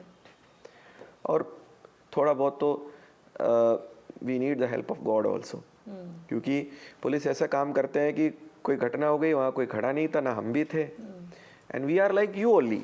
बहुत बार पुलिस के ऊपर लोग बहुत अपेक्षाएं रखते हैं, हम भगवान नहीं होते हैं, हमारे पास भी उतना ही संसाधन है, थोड़ा बहुत हमारे पास एक्सपीरियंस है, एंड पुलिस की कानूनी जो हमारे पास पावर्स हैं। अदर देन दैट आपके जैसे ही है, बहुत बार ना विक्टिम्स या कोई आके, घर पे चोरी होता है, मेरे पास आते हैं, बोले आपने वो पकड़ लिया, अभी हमने मंदिर चोरी पकड़ लिया था 50 लाख, वो पकड़ लिया, मेरे घर में 2 लाख का चोरी हो, क्यों नहीं पकड़ पा रहे हैं? तो वो बहुत बार ये होता है कि एफर्ट तो हम डालते हैं हर केस में, कभी कभी हमें सफलता मिलती है, कभी कभी नहीं मिलता है, कभी कभी वी नीड दैट गॉड का जो इंटरवेंशन है वो चाहिए हमें, कहीं ना कहीं एक सबूत मिल जाए, कोई चीज़ मिल जाए जहाँ से हम फिर चीज़ें आगे शुरू करें। सर, आपको लगता है कि लॉ एंड ऑर्डर इसको कम कर सकता था? मान लीजिए कोई मर्डर केस हो रहा है, किडनैपिंग हो रही है, तो लॉ एंड ऑर्डर का अगर कुछ अलग तरह का रोल प्ले करे, लाइक प्रोएक्टिव रोल, तो कैन दैट बी? ये तो आपने जो पूछा ना, विदेश में और हमारे यहाँ में क्या डिफरेंस है। हमारे पुलिस के ऊपर इतना दबाव रहता है कि रिजल्ट देने का, कोई मर्डर हो गया, वो 2 दिन में पकड़ो, कोई सुराग नहीं, 2 दिन में पकड़ो, सब कहते हैं। एसपी ऑफिस की घेराव होते हैं, या बोले आप बोलो 2 दिन में पकड़ोगे, भाई मैं कैसे गारंटी दे सकता 2 दिन में पकड़ोगे करके। बहुत पुलिस वाले गारंटी देता भी है कि हम 2 दिन में पकड़ेंगे करके, क्योंकि उस लॉ एंड ऑर्डर से बचना चाहता है वो। बाहर के देशों में पुलिस के ऊपर ये दबाव नहीं होता है, they can have a very free hand type of investigation की, उनके ऊपर कोई दबाव नहीं है, पकड़ो नहीं ना पकड़ो दबाव नहीं है, they just rely on scientific facts and वो अपना करते रहते हैं। और लॉ एंड ऑर्डर मेंटेन करने वाला फोर्स अलग होता है, इन्वेस्टिगेशन वहाँ पे डिटेक्टिव्स करते हैं। हमारे यहाँ पे हमें ही लॉ एंड ऑर्डर भी मेंटेन करना है, हमें ही जिस टीआई साहब को उसकी इन्वेस्टिगेशन करना है, मर्डर हुआ है, उसकी गोल्डन हावर्स जो है हम लोग खराब कर देते हैं लॉ एंड ऑर्डर क्रिएट करके। 24 घंटे तक कोई आदमी कोई इन्वेस्टिगेशन कर ही नहीं पाता है, क्योंकि उसको पहले देखना है कि 1000 लोगों ने थाना घेर लिया, पहले उसको संभालूं। तो ये प्रॉब्लम तो है ही है। तो इंडिया में भी ये बात चल रहा है कि इन्वेस्टिगेशन को और लॉ एंड ऑर्डर को सेपरेट करे पुलिस फोर्स में, क्योंकि हमारे पास उतने रिसोर्सेज नहीं है। पूरे भारत में ही नंबर ऑफ पर पर्सन या पर किलोमीटर का पुलिस वाले देखेंगे तो सबसे नीचे वाले देशों में है, रेशियो में बहुत नीचे है। तो अब we don't have resources to separate law and order, की थाने में आधे लोग लॉ एंड ऑर्डर देखेंगे, आधे इन्वेस्टिगेट करेंगे, इतना आदमी भी नहीं है। बट हाँ, ये चीज़ें चल रहा है कि इन्वेस्टिगेशन की एक एलाइट टीम होनी चाहिए हर जिले में, जो केवल बड़े केसेस की इन्वेस्टिगेशन वो आराम से अपने टाइम लेके विदाउट एनी प्रेशर करे। It is very very much required. अगर पब्लिक को इस चीज़ को समझना चाहिए। अगर मेरे घर में कोई घटना होती है, मेरे घर में ऐसे पुलिस ऑफिसर मैं आपको कह रहा हूँ, मेरे घर में कोई मर्डर होता है, आई नो दैट कि मैं अगर सबसे अच्छी कोई सहयोग कर सकता है कि डोंट क्रिएट एनी वहाँ पे सीन कुछ क्रिएट ना करे, कोई पुलिस को कोई दिक्कत ना दे, गिव दम टाइम। अगर 10 दिन 15 दिन 1 महीने में नहीं होता तो ठीक, मैं आई मे रिएक्ट, बट वो जो इनिशियल टाइम उनको देना चाहिए, बिल्कुल देना चाहिए। कई बार टेम्परिंग हो जाती है एविडेंसेस के साथ, तो देखिए एक दिन में जो एविडेंस जो मिलता है घटनास्थल से, वो उसमें अगर पुलिस वाले चूक गया ना तो इन्वेस्टिगेशन विल बी अफेक्टेड। लेकिन तो उसके गोल्डन आवर्स को खराब नहीं करना चाहिए, बट बहुत बार होता है। मैं आपको बताऊँ, बड़े बड़े घटनाओं में जब सेंसेशनल हो, उसको भीड़ उसमें जुड़ जाती है, तो उसमें फिर पुलिस को भीड़ को नियंत्रण करने में बहुत टाइम चले जाता है। उसमें हो सकता है एविडेंस भी खराब हो जाए, हो सकता है जो सस्पेक्टेड लोग वहाँ पे ही खड़े थे वही चले गए पुलिस, और धीरे धीरे लोगों का मेमोरी भी शॉर्ट हो जाता है ना। जैसे अभी सड़क में कोई घटना हो गया, अभी पुलिस जाके पूछेंगे वहाँ खड़े हुए लोग तो क्या हुआ तो बताएंगे। आप कल परसों जाके पूछेंगे ना कौन आया था, कौन सा कलर का शर्ट पहना था, वो बता ही नहीं पाएंगे। और 10 दिन के बाद तो और लोगों को कंफ्यूजन हो जाएंगे, क्योंकि वो हर दिन वो सड़क में खड़े होता है, तो अगले दिन के वो मेमोरी में उनको कंफ्यूजन हो जाता है। तो पुलिस को टाइम देना चाहिए। तो sir, as and when CBI comes into play, तो क्या ऐसे माना जाता है कि पुलिस को काफी सीबीआई के ऊपर कोई पॉइंट आउट सीबीआई के ऊपर कोई प्रेशर नहीं है ना, सीबीआई के ऊपर कोई फेज भी नहीं है। But why it comes into play जब ये मान लिया जाता है कि पुलिस हैज फेल्ड? देखो, मैंने बहुत सारे केसेस देखा है जहाँ पे पहले लोकल पुलिस ने इन्वेस्टिगेशन किया है और उसके बाद सीबीआई ने लिया है। एमपी का ही बहुत सारे केसेस है। I have not seen anything कि मतलब कि कंप्लीटली उस केस को जो लोकल पुलिस इन्वेस्टिगेट कर रहा था कि बिल्कुल ऐसा नहीं है, ऐसा हो गया हो। बहुत बार जो लोकल पुलिस ने जो सबूत इकट्ठा किया है वही यूज करते हैं सीबीआई फिर बाद में। But they have a meticulous way of doing and they take time and they are a bit more professional, क्योंकि वो इन्वेस्टिगेशन एजेंसी है, वो चार्जशीट वगैरह भी बहुत प्रोफेशनली ये करते हैं। हम लोग को भी ऐसा करना है, हम लोग का प्रयास है। हम वरिष्ठ अधिकारी, हम लोग आईपीएस अधिकारियों मध्य प्रदेश में या एसपीज हो, गजेटेड ऑफिसर्स, हम लोग यही ट्राई करते हैं कि अपने नीचे वाले जो डॉक्यूमेंटेशन करता है, जो कोर्ट में वही स्टैंड होता है, एविडेंस आप क्या कलेक्ट कर रहे हो, क्या आपने डॉक्यूमेंट्री एविडेंस दे रहे हो, तो वो चीज़ की क्वालिटी होना चाहिए और वो इन लॉ में एडमिसिबल होना चाहिए। इसका हम प्रयास निरंतर करते रहे और एमपी पुलिस का कन्विक्शन रेट भी अच्छा है, मतलब compare to many other states in India हमारे अच्छे हैं। मतलब सर, एनकाउंटर्स आपने कितने किए? Specially I would like to know about that Babli Kol case because that was very very famous. नहीं, मैं खुद इन्वॉल्व हुआ, मतलब खुद खड़े होके जो एनकाउंटर में जो टीम में था वो एक ही था। मेरे टाइम में एज एन एसपी बहुत सारे एनकाउंटर्स हुआ है, स्पेशली शॉर्ट एनकाउंटर्स जिसमें किसी के पैर में गोली लगी, हाथ में गोली लगी, उस तरह की चीज़ें हुआ है। बट ये जो सतना में जो बबली कॉल का जो गैंग था, that was the last listed gang in Madhya Pradesh. Madhya Pradesh में पूरे डकैती, आपको पता होगा कि 80s 70s 80s 90s में इतने डकैतियों के इश्यूज थे पूरे चंबल। आपके पापा भी फादर भी थे, तो आपको तो पूरे एमपी पुलिस ने इतना अच्छा काम करके सारे गैंग्स को हमने एलिमिनेट किया। This was the last listed gang जिसमें स्टेट गवर्नमेंट, यूपी और एमपी की गवर्नमेंट ने उनके ऊपर इनाम 6.5 लाख का इनाम घोषित किया था। तो ये जो गैंग था बहुत छोटा हो गया था, 5-6 लोगों का गैंग हो गया था एंड उनका एरिया भी बहुत छोटा हो गया था, क्योंकि पहले टाइम में चित्रकूट से लेके यूपी, मतलब आप सतना रीवा की बॉर्डर से लेकर सिंगरौली से लेकर चंबल तक फैला हुआ जंगल है, कनेक्टेड जंगल था और गैंग का मूवमेंट भी होता था चंबल से लेके चित्रकूट तक, चित्रकूट से लेके वापस चंबल तक, सब 100s में 80s में 50s में उनका गैंग होते थे। अब जब ये छोटा हो गया, इनका एरिया भी वो छोटा कर दिया था, बट वो चित्रकूट की जो जंगल है, तराई के जो जंगल्स बोलते हैं, एक तो बॉर्डर है यूपी एमपी के, और 3-4 डिस्ट्रिक्ट्स भी वहाँ पे इकट्ठा हो जाते हैं, मतलब जो है एमपी के साइड के 3-4 और यूपी के साइड के 2-3। तो जब भी बॉर्डर होता है ना कि दो फोर्सेस है, वो प्रॉब्लम हमेशा रहता है कि वहाँ कुछ किया इधर भाग के आ जाओ, इधर कुछ किया उधर भाग के चले जाओ। है तो जंगल और टेरेन थोड़ा डिफिकल्ट है, वहाँ पे मोबाइल टावर्स वगैरह ज़्यादा नहीं है, तो ब्लाइंड स्पॉट्स बहुत ज़्यादा है। भले वो मोबाइल यूज़ करते हैं, गैंग को इतना पता तक रहता था कि यहाँ खड़े होकर बात करेंगे, 10 कदम में वो यूपी का टावर पकड़ेगा, 10 कदम इधर आएगा तो एमपी का टावर पकड़ेगा। तो पुलिस को कन्फ्यूजन आ जाती थी, ये वो तो 10 कदम ही चला होगा, और हमें लगा कि दे हैव ट्रैवल्ड 4-5 किलोमीटर्स, मतलब जो है। तो वॉट एवर इट इज़, मेरे टाइम में 2-3 उनने अपहरण किए थे वहाँ पे। लकली हमने उन तीनों केसेस में विक्टिम्स को हमने रेस्क्यू किया था। और फिर हमें एक दिन अचानक सूचना मिली, तो हमारे जो टीम, ऑलरेडी एक टीम जंगल में था, फिर हमारे एक्स्ट्रा सपोर्ट में हम लोग गए, और हमें 2 दिन लगा, उसमें हमें सफलता मिली। वो दोनों के गैंग के जो मेन मेंबर्स हैं उनकी एनकाउंटर हुआ वहाँ पे, और बाकी एक को हमने गिरफ्तार किया, और 3 लोग भाग के गए थे, जिसको यूपी पुलिस ने एक आध हफ्ते में पूरा उनने भी वहाँ पे गिरफ्तार किया था। तो पूरा गैंग जो है वो समाप्त हो गया, और उनके पास सेल्फ लोडिंग अमेरिकन राइफल्स थे वर्ल्ड वॉर 2 के। जो गैंग वहाँ पे बदलते रहते थे, हर एक गैंग का नाम बदलते, बट ये राइफल वो एक दूसरे को देते आते थे। और जब पुलिस में हम लोग कहते थे कि जब तक ये राइफल वापस नहीं आता है तब तक गैंग चलते रहेंगे। एंड फाइनली आफ्टर 70 ईयर्स और ऑड ईयर्स कि वो दोनों राइफल पुलिस की जब्ती में आ गया, मतलब जो करके। इनफैक्ट वहाँ बहुत सारे, ये तो मेरे टाइम में हुआ, उससे पहले भी बहुत सारे एनकाउंटर्स चित्रकूट की वहाँ पे हुआ है। जितने भी अधिकारी रहे जो मेरे पहले, आज वो लोग सब हमारे एडीजी साहब लोग हैं, आईजी साहब लोग, उन्होंने बहुत अच्छा काम किया। जो पूरा डकैती का जो मेनेंस जो है पूरे एमपी में था, एमपी के ऊपर एक कलंक था। आज एमपी पुलिस गर्व के साथ कह सकता है कि एक भी लिस्टेड गैंग एमपी में बाकी नहीं है, मतलब जो करके। So great.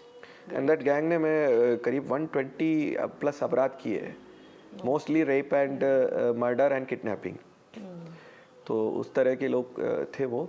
एंड जब मैंने ये जब हो गया तो मुझे इतनी सारे चिट्ठियाँ आ गई कि स्पेशली यूपी साइड के लोगों की चिट्ठियाँ, व्हाट्सएप में मैसेजेस की, क्योंकि हमें इतना पता नहीं था कि उनका द वॉल्यूम ऑफ क्राइम्स उनके सामने जो रजिस्टर्ड क्राइम होता अलग है। बहुत लोगों से वसूली करता था। बहुत सारे गांव वाले थे जो जंगल में ऊपर उनके गांव थे, वहाँ पे वो खेती नहीं कर पाते थे इनकी डर की वजह से। तो दे वे, आई फेल्ट हैप्पी, मुझे भी उतना उस इम्पैक्ट के बारे में पता नहीं था। जब ये एनकाउंटर हुआ उसके बाद में they called me for so many events की किसी का खेत 15-20 साल से उसके साथ दुश्मनी था, तो खेती नहीं कर पा रहे थे, तो पहली बार जोतने जा रहे थे तो हमको बुलाए, सर हम लोग खेत जोतने जाए इतने साल के बाद में। तो so many people were impact हुआ है उसमें, मतलब जो है What blessings you might be getting at that time. हाँ, वो ये खुशी की बात है कि इस सर्विस में ना जब हम लोग काम करते हैं, कोई निर्दोष को हम, ये भी एक चीज़ होता है कि सज़ा अगर कोई व्यक्ति को दिला रहा है, कोई अपराधी को, तो ठीक है, वो पुलिस करता है, और अगर नहीं किया तो सुपरवाइजरी ऑफिसर देख के उसमें सज़ा दिलाता है। कुछ चीज़ें आता है कि निर्दोष आदमी कभी फंस जाता है, और उसको बचाने में ये मैं हमेशा मेरे प्रोबेशनर्स को और मेरे अधीनस्थ जो भी काम करता है वो मैं हमेशा कहता हूँ कि जो गांधी जी ने बोला, या जो हमारे लोगों का जो प्रिंसिपल है कि 1000 अपराधी भाग जाए, सज़ा ना मिले, बट एक निर्दोषी को सज़ा नहीं होना चाहिए। बहुत बार हम लोग को खड़े होकर करना पड़ता है। मतलब मेरे पन्ना में एक इंसिडेंट हुआ था, एक महिला बच्ची ने 4 लड़कों के ऊपर गैंग रेप का आरोप लगाया था। जब हमारे इन्वेस्टिगेशन में सिद्ध हो गया कि वो पूरा झूठा, बिल्कुल झूठा था, मतलब with evidence we proved that कि वो, मैं मानता हूँ, फिर वो चारों घर वाले, उसके पूरे गांव के लोग आए थे हमें मिलने के लिए कि बोले आपकी वजह से ये 4 लड़के बच गए, नहीं तो इनकी पूरी ज़िंदगी ख़राब हो जाती।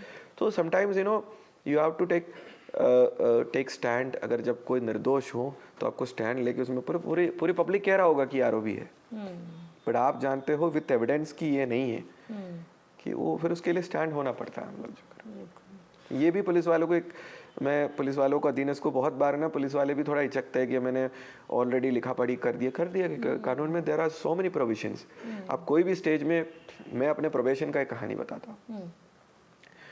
एक कॉलेज के प्रोफेसर के ऊपर, सुपरवाइजरी ऑफिसर थे कॉलेज की, रातीबाड़ एरिया में आता है, मैं वहाँ पे थाना प्रभारी था। तो उसके ऊपर एक महिला ने छेड़छाड़ का आरोप लगा दिया। छेड़छाड़ 354, मतलब उसने बोला कि मैं वहाँ पे सफाई कर रहा था तो 4:30 बजे करीब जब कॉलेज छूट गया कॉलेज के, तो ये सुपरवाइज़र आया, मेरा हाथ पकड़ लिया, फिर मैंने कैसे भी बच के चला गया। तो एज SHO मुझे जब कोई महिला ऐसे रिपोर्ट डालती तो मुझे FIR रजिस्टर करना है। महिला को मैंने न्यायालय में बयान करवाया तो 164 में मजिस्ट्रेट के सामने बयान देते हो तो उसने बोल दिया वही चीज़। तो मैंने उस आदमी को गिरफ्तार कर लिया। फिर मेरे पास मैंने गिरफ्तार कर लिया, मैंने जेल भी भेजा उनको। फिर मुझे पता चला कि कॉलेज के प्रिंसिपल आए मेरे पास में, कॉलेज के स्टाफ आए, बोले ऐसे घटना तो हुआ नहीं है हमारे यहाँ पे, हम ये बच्चे भी वहाँ पे थे 4:30 बजे करीब। तो देन आई थॉट कि चलो, क्योंकि मैंने पहले सीन ऑफ क्राइम में देखा, जो चीज़ें मुझे मिला उससे आगे में किया। अब मुझे और एविडेंसेस मिलने लगे। महिला ने बोला था जैसे घटना हो गई, मैंने फ़ोन पे अपने हस्बैंड को बुलाया और मेरे हस्बैंड आ गए थे। तो बाद में महिला का जो कॉल डिटेल निकाल गए तो ऐसा कॉल ही नहीं है। तो I got so many evidences stating that this is a false. तो फिर अब मैंने गिरफ्तार करके भेजा, मैं फिर मजिस्ट्रेट के सामने गया, there is a provision to discharge. अगर पुलिस को बाद में सबूत मिलता है कि ये आदमी निर्दोष है तो उसको डिस्चार्ज करने का प्रावधान कानून में है। तो मैंने उसका यूज़ किया, मैंने उसी दिन उसको डिस्चार्ज किया। और महिला के विरुद्ध में गलत, फिर महिला से मैंने फिर पूछा तो उसने सच्चाई बताई मुझे।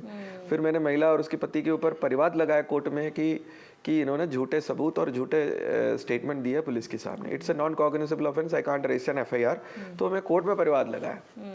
अब इतनी प्रावधान कानून में है, वो कोई यूज़ कर रहा है नहीं कर रहा है ये वाली बात है मतलब। और बहुत बार पुलिस वाले जो हमारे नीचे के स्टाफ हम उनको समझा देते, बहुत बार हिचक जाते, सर हमने गिरफ्तार कर लिया, एविडेंसेस रख दिया। अब तो मैंने बोला बेटा ऐसा नहीं होता है, you have to see that कि वो सही क्या है गलत क्या है।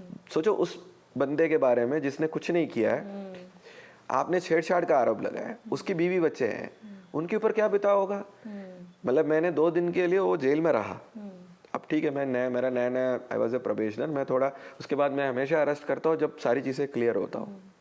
So this is more rampant because the inclination towards females now कि हर छोटी वक्त शिकायतें बहुत होता है। तो ये इसका फायदा भी काफी नहीं देखो, दुरुपयोग करना नहीं चाहिए, महिलाओं को करना नहीं चाहिए। बट महिलाएं बहुत बार क्या होता है ना, महिला कहते हैं मैं मजबूर हो गया था इसलिए। मजबूर हो गया तो you can not use that means.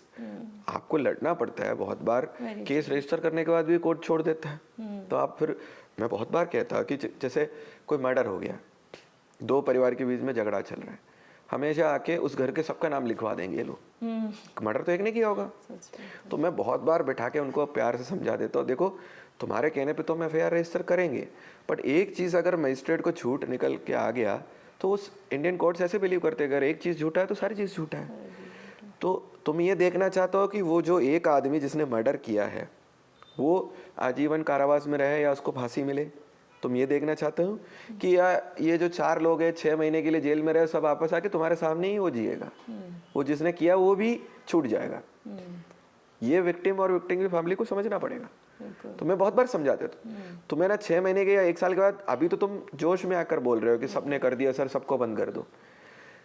1 साल के बाद तुम मेरे सामने ही रहेंगे, तुम्हारे घर के बगल में ही रहते हैं, ये सब आके रहेंगे क्योंकि छूट के आएंगे। जिसने मर्डर किया वो भी छूट के आएंगे क्योंकि तुमने 1-2 लोगों का नाम ज़्यादा लिखवा दिया। तो बहुत 50% लोग मेरी बात मानते हैं। मैं वो जो जिसने किया है ना उसको हमें इंश्योर करेंगे कि वो उसको कड़ी से कड़ी सजा मिले। ये बताना पड़ता है, बहुत लोग समझते नहीं है इस चीज़ को। सर तस्करी के मामले में कैसे आप लोग करते हैं इन्वेस्टिगेशन? जैसे कि आपने 250 ट्रक सैंड भी आपने बरामद किया था। नहीं वो क्या होता है, देखो बेसिकली सैंड माइनिंग हो या कोई पत्थर का माइनिंग हो, कोयले का लीगल स्मगलिंग हो, ये आता है माइनिंग एक्ट में। वैसे तो माइनिंग एक्ट में पुलिस को कोई पावर नहीं दिया गया। There is a department called mining department. Okay. तो कलेक्टर के अंदर आता है, वही लोग उसमें कार्रवाई करते, जब्ती करते, उसका कोर्ट में पेश कर देते, कलेक्टर के कोर्ट में पेश करते। Collector has the powers to decide कि उसमें क्या करना है। बट हमेशा लोग की अपेक्षा, कुछ भी होता है ना, पुलिस से लोगों की अपेक्षा है। लोगों को ये समझ में नहीं, इंटरस्टेट बॉर्डर्स इन्वॉल्व है तो देन तो पुलिस कम्स इनटू प्ले। नहीं देखो ये सब सिविल मैटर है। सिविल लॉज में जो मेंशन्ड है सिविल मैटर बोलते हैं, इसके लिए अलग अलग विभाग बने ही हैं। कुछ मैटर में जैसे कि एक्साइज मैटर में एक एक्साइज डिपार्टमेंट भी बनी है और पुलिस को भी उसमें पावर दिया है। कुछ एक्ट में पुलिस को कुछ कुछ पावर दिया है, हम तो उसी में एक्ट कर सकते हैं। ठीक है, जैसे explosives, arms, excise act, NDPS, इन सब में हमें भी पावर है, दूसरे एजेंसियों को भी पावर मिला है। कुछ एक्ट में बिल्कुल हमें पावर नहीं है, जैसे कि माइनिंग एक्ट है या रेवेन्यू एक्ट है, वी हैव नो पावर। या सिविल जो आपके लॉज होते हैं, जैसे कि कोई दुकान की कब्जे को लेकर दो लोगों के बीच में विवाद है, जब तक उसमें कोई मारपीट ना हो, कोई अड़ीबाजी ना हो, तो हम उसमें कोई, या कोई फॉर्जरी या फ्रॉड ना हो, तो हम उसमें कोई कर नहीं सकता है। लोग इसको समझते नहीं है, लोग सोचते हैं कि कुछ भी मेरे साथ में हो जाता है पहले न्याय दिला दे। जैसे पैसे के लेन देन, मैंने आपको 1 लाख रुपए कर्जे में दे दिया और आप वापस नहीं ले रहे, कहाँ जाएंगे लोग? पुलिस स्टेशन में ही रिपोर्ट डालते हैं। बट कानूनन हमारे पास कोई पावर नहीं होता है, ये तो कोर्ट में सीधे आपको परिवाद लगाना पड़ेगा, वहाँ सुनवाई होगा, सिविल मैटर। पर लोग समझते नहीं है। पुलिस भी, हम लोग क्या करें, हम लोग को भी लगता है कि यार इस व्यक्ति को पहले न्याय तो दिला दे, तो पुलिस एक बार बुला के दोनों पार्टी पूछते हैं, भाई इसको दे दो। कभी कभी पुलिस वाला बोलते हैं तुमने दिया नहीं, क्यों नहीं दिया, जबकि पुलिस को पावर नहीं है उसमें। बट लोगों की अपेक्षा है कि पुलिस हमें मदद करे इसमें भी। और दूसरा भी डर के कई बार दे भी देते हैं। सो तो एनडीपीएस एक्ट के अंडर आपने क्या क्या कार्रवाइयाँ की हैं, because youngsters are really getting involve into all this? देखिए, नशा जो है ना, बहुत बार जो स्पॉन्टेनियस क्राइम होता है कि किसी ने कोई सोच समझकर प्लान करके नहीं किया है, उसमें सबसे बड़ा वजह होता है नशा। वो चाहे लिक्वर हो या दूसरा कोई भी नार्कोटिक सब्सटेंस हो। तो सबसे ज़्यादा जो है गांजा या हेरोइन, आशीष, इस तरह की चीज़ों का जो है ना, ये बहुत व्यापक रूप में भारत में युवा पीढ़ी और पुराने लोग सब यूज़ करते हैं। बट खास करके युवा पीढ़ी को इसकी अभी आजकल एक्सेस बहुत बढ़ गया है ड्यू टू इंटरनेट में भी बहुत जगह पे इनको कॉन्टैक्ट्स मिल जाता है, और बड़े बड़े शहरों में और छोटे छोटे जगह पे भी इसका सप्लाई चेन भी रहता है। तो मैंने हमेशा देखा है कि अगर कोई जगह का क्राइम को कंट्रोल करना है, तो वहाँ की जो इस तरह की लीगल एक्टिविटी है, जो नार्कोटिक सब्सटेंस की जो है, उसमें आप कंट्रोल करोगे तो उसमें एक डायरेक्टली आपको एक कॉरिलेशन मिलेगा क्राइम से, मतलब जो है। तो सतना में खास करके, क्योंकि उड़ीसा और जो आंध्रा वगैरह से जुड़े हैं, एक कॉरिडोर है जो गांजा वगैरह का जो सप्लाई का, यहाँ से लेके मध्य प्रदेश, यूपी, फिर पंजाब तक जो है जाते हैं, जो ऐसे सब्सटेंसेस जो है, तो साउथ में भी जाता है। वहाँ बहुत जगह पे, जहाँ पे नक्सलाइट लोग भी रहते हैं, उनके संरक्षण में बहुत जगह पे पहले खेती होता था, फिर उधर से आते थे, ये सब चीज़ें होता है। तो सतना में खास करके हम लोगों ने इसमें अच्छा काम किया था। 7-8 ट्रक भर के, पूरे ट्रक भर के गांजा हम लोगों ने पकड़ा था। तो वहाँ पे एक जस्सा करके, एक जायसवाल करके था, जो जिसके ऊपर 50,000 का रिवॉर्ड स्टेट गवर्नमेंट में डिक्लेयर किया था। वो 7-8 साल से वांटेड था। तो उस एरिया का एमपी के जो ईस्टर्न एमपी और वेस्टर्न यूपी के जो बहुत सारे ज़िलों में गांजा सप्लाई वही गैंग ही करता था। वो पहले सतना से था वो आदमी, वहाँ पे कुछ ठेका वगैरह कोई लिक्वर वगैरह का करता था। बाद में उसने इस काम में गया और फिर वो वहाँ से फ़रार हो गया था। तो उस गैंग के ये 7-8 ट्रक हमने पकड़ा था। फिर करीब 1 करोड़ का उनका प्योर स्पिरिट जो है एक जगह पे रखा था, वो भी हमने पकड़ा था। फिर इस गैंग को हम लोग कोरोना के टाइम में भी हम लोग फॉलोअप कर रहा था, तो इनको फिर सतना पुलिस ने पकड़ा था। जब पकड़ा था तो उनके 7-8 जो साथी, जो पूरे ये व्यापार में इन्वॉल्व था, जो बिल्कुल वाइट कॉलर लोग थे, बिल्कुल उनके कोई क्रिमिनल रिकॉर्ड नहीं था, पूरा उसी से पैसे बना रहे थे, उन लोगों को भी हमने गिरफ्तार किया था। और जब उनको ये 7-8 लोगों को गिरफ्तार किया, उनसे हमें करीब 2.5 करोड़ रुपए के कैश में मिला था। और गांजा भी क्विंटल, बहुत भारी मात्रा में गांजा भी उनसे जब्त किया था। वो पूरा गैंग को हमने पकड़ा था, और उनका जहाँ जहाँ पे ठिकाना था उसके बारे में भी पता चल गया था। तो ऐसे ही हमने कोरेक्स, आजकल बच्चे जो है कोरेक्स जो कफ सिरप्स है, जिसमें कुछ फार्मास्यूटिकल सब्सटेंस है जो आपको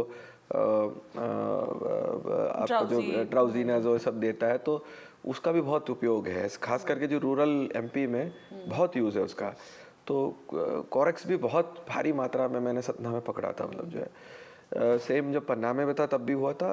भोपाल शहर में इसका इस सब चीज़ों का यूज़ उतनी नहीं है जितना आउटस्कर्ट्स में है, मतलब जो करके। फिर भी यहाँ पे भी है, यहाँ पे भी हम लोग निरंतर, अभी भोपाल हमारे क्राइम ब्रांच ने करोड़ों का जो है जो आशीष वगैरह पकड़ा था, मतलब 12 करोड़ का करीब, सबसे इतिहास में, एमपी के इतिहास में सबसे बड़ा जो अमाउंट वाला जो है हमने क्राइम ब्रांच ने अभी पकड़ा था, कुछ ही हफ्ते पहले की बात है ये। तो ये बहुत ज़रूरी है। और मैं बच्चों को जो जो ये देखता है, मैं उनको बोलना चाहता हूँ कि नशा तो बहुत सारी चीज़ों का होता है। आपको कला का नशा हो सकता है, स्पोर्ट्स का हो सकता है। आपको जब कोई मैच जीतता है, कोई टूर्नामेंट जीतता है, मैं तो खुद खिलाड़ी हूँ, तो आपको जो किक मिलता है वो आपको दूसरे कोई चीज़ से नहीं मिलेगा। तो ये आपको ढूंढना है कि आपको नशा किस चीज़ से मिलेगा। बहुत चीज़ों से मिलता है आपको।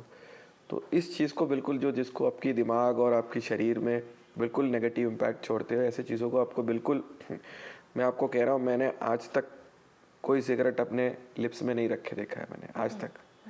मैंने मीठा पान खाता हूँ, अदर दैन दैट मैंने कोई भी चीज़ का मुझे कोई मैं ट्राई करने का भी कभी मन नहीं किया। ऐसा होना चाहिए। बहुत लोग कहते हैं मैं ट्राई करूँगा, वो ट्राई करने से शुरू होता है सारी चीज़ें, फिर वो छोड़ नहीं पाता है। तो ये इस चीज़ों पे आपको आपके अंदर एक खुद कंट्रोल होना चाहिए इस चीज़ों पर। तो युवा पीढ़ी को इसको समझना चाहिए। आपको समझना चाहिए किस चीज़ से आपको आपकी अच्छाई है, किस चीज़ से आपकी और आपकी परिवार की जो ये बहुत बार ऐसे क्राइम कर देते हैं नशे में कि मैंने बहुत बार देखा है कि दारू पी के गाड़ी चला रहे हो और पीछे बैठा आदमी गिर गया, मर गया, तो आपके ऊपर आरोप लगेगा। फिर उसके माँ बाप आते थे, सर 15 साल का लड़का है। अब पहली बात तो 15 साल का लड़का क्यों गाड़ी चला रहा था, क्यों दारू पी के गाड़ी चला रहा था। तो फिर उनको भी, वो भी रो रहे हैं, उनके परिवार भी रो रहे हैं, उनका भी ज़िंदगी ख़राब हो जाता है। आदमी मर्डर कर देते हैं नशे में, उसको करने का कोई इराद नहीं है, पूरे होशो आवाज़ में आ जाते तो कहते मैं पता नहीं क्यों कर दिया। तो हम ऐसे सिचुएशन में क्यों पहुंच रहे हैं, मतलब जो है। तो ये अवेयरनेस में बहुत बड़ी चीज़ है। पुलिस पकड़ रहे हैं, रोक रहे हैं, अगर उसका डिमांड ही नहीं हो तो बिकेगा ही नहीं चीज़। लोग पुलिस के ऊपर आरोप लगाते, पुलिस क्यों उसको बंद नहीं करते। भाई अपने बच्चों को ही संभालो ना, अपने बच्चे ही इसके लिए ना जाए तो पुलिस की ज़रूरत ही नहीं पड़ेगा, मतलब जो। Very true sir. इतना सारा काम करने के लिए और इतना सारा दिमाग खर्चा करने के लिए, how you keep your self active and what keeps you going, what hobbies like sports? देखिए हॉबीज़ तो है ही, जैसे मैंने बोला टेक्नोलॉजी मेरा हॉबी है।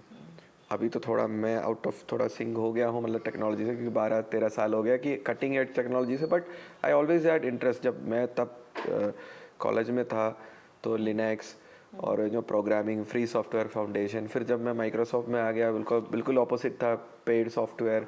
बट माइक्रोसॉफ्ट जैसे कंपनी में had a great work culture. मैंने देखा कि I was on the edge of the technology, मतलब टेक्नोलॉजी में लेटेस्ट जो भी हो रहा है अराउंड द वर्ल्ड। फिर पुलिस में आ गया तो थोड़ा जो अपने जॉब रिलेटेड टेक्नोलॉजी उसमें इंटरेस्टेड था।